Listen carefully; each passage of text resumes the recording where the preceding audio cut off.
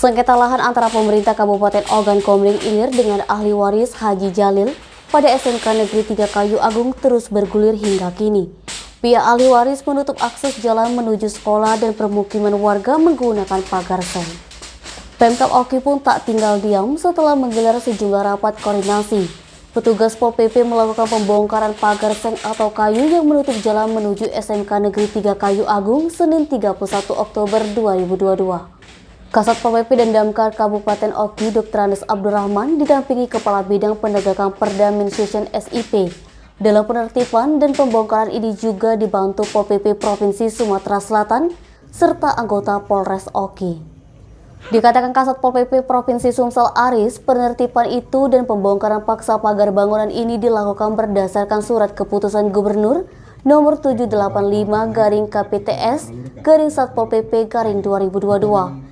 Yakni setelah melayangkan 3 kali surat teguran pada Agustus 2022 lalu dan 3 kali surat peringatan pada September 2022 lalu.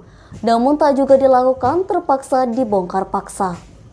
Untuk diketahui, sengketa lahan antara pihak pemerintah Kabupaten Oki dengan ahli waris Haji Jalil sudah terjadi sejak beberapa bulan lalu.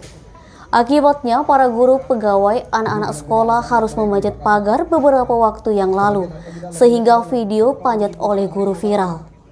Kemudian akses jalan menuju sekolah dibuka meskipun hanya sedikit, yakni bisa lewat badan satu orang. Miskia, Sumik.co melaporkan.